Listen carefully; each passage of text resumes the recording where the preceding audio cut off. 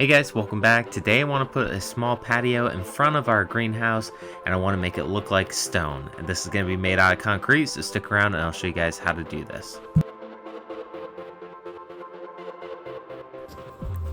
I'm going to start by adding in a border using railroad ties. I feel like this looks really nice. This is a preference. You could do it without railroad ties, but you're going to want to have some sort of a form to hold the concrete in. So I want to have this patio the same height or level as the greenhouse patio, so I'm going to dig down quite a ways, make sure it's nice and level, and then I'll backfill around these railroad ties to hold them in place.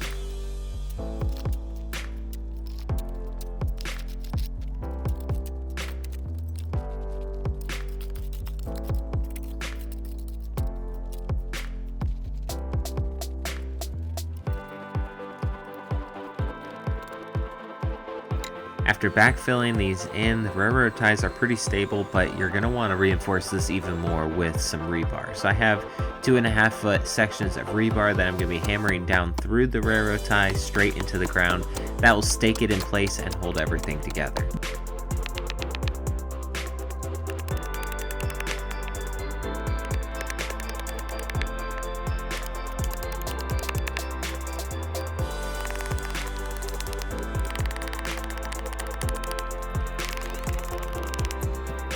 Now all that sand and gravel is really loose. I'm going to come through with the compactor and pack that down a little bit before laying the concrete.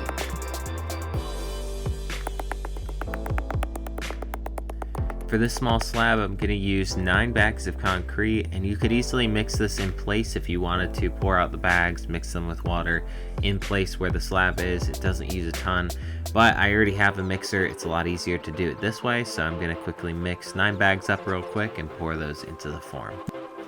Now we have a really nice breeze today and it's blowing all the dust away from me. I'm trying to stand upwind, but you want to make sure that you're not inhaling concrete dust. It's not a bad idea to wear a mask, especially if you don't have good ventilation. And if your kids are helping you on a project, make sure they're away from the dust while you're pouring that.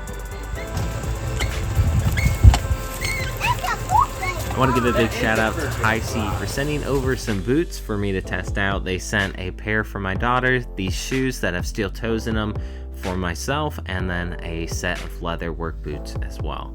Now they have a ton of variety for men, women, and children on their website highc.com, or on Amazon. You can find them there. Now so far they seem like really nice quality shoes. They have a 100-year lifetime warranty on them, so I'm not worried about them wearing out anytime soon.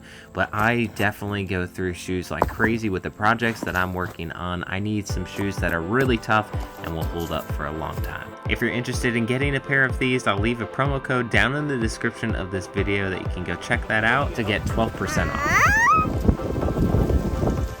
It's getting ready! Wow! Dada! Dada! Woohoo!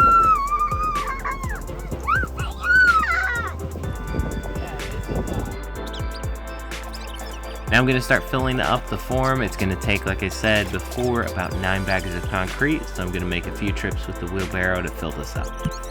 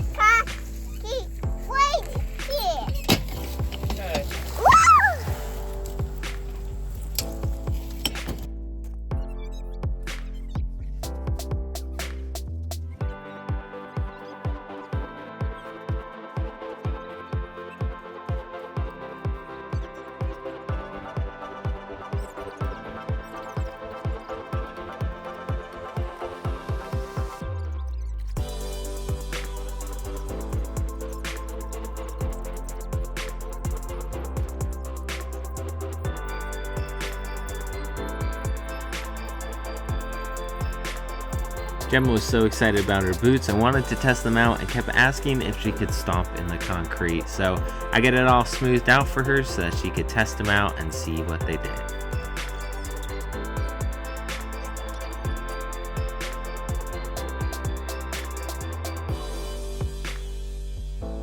Because I want to make this look like rock, I'm not going to make this perfectly smooth and level. What I'm going to do is I'm going to come through and scratch out the shape of the stones that I want to use here. I'm trying to make this look like slate, but even slate isn't perfectly level and smooth, so I'm going to have a little bit of low and high spots on these stones, and then I'll come back through with the silicone texture to stamp onto the concrete, make it look more like a rock texture.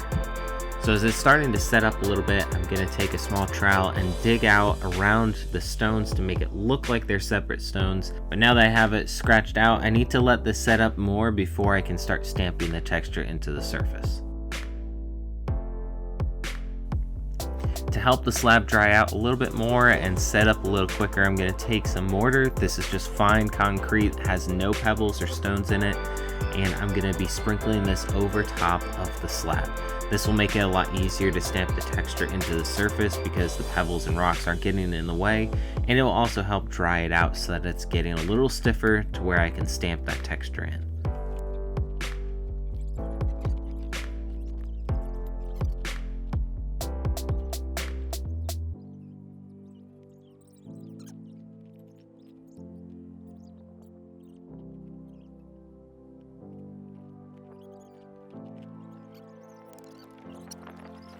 After about 20 to 30 minutes, the concrete has set up enough to where I can walk on it and not sink in.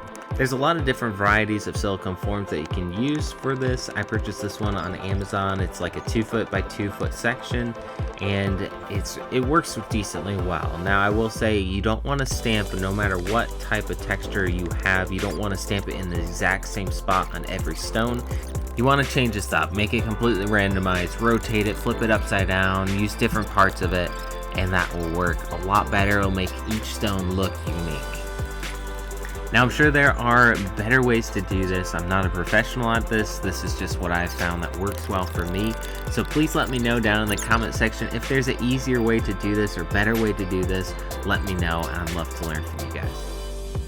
I'm gonna quickly clean up some of the joints in between the rocks, making sure that everything looks good on there. But after it's dried and cured for about 2 days now, I'm gonna come out and clean everything off and make sure that all the concrete comes off of the railroad ties and it looks nice. I just love how this turned out. It looks really nice. It looks like individual stones, and I think over time it'll look a little bit more realistic. As this concrete dries out, it will get a little bit more pale as it cures. It will be a lighter gray, so I might come back with a darker stain to stain this more like a rock or a slate color. You can definitely see some rock texture in the concrete. However, the stamp that I have is very shallow. It's not going to leave big craters or gouges in the stone. You would have to purchase a different stamp for that.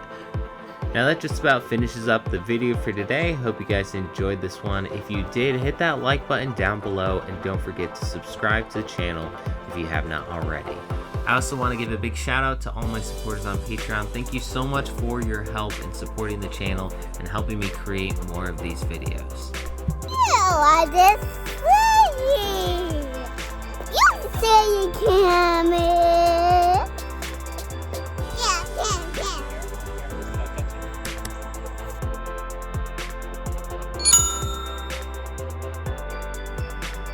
Don't forget to check out my channel if you want to see more videos. I've got tons of videos already out, and I post a new video each week, so stay tuned for future ones coming. Thanks so much, guys. I'll see you in the next one.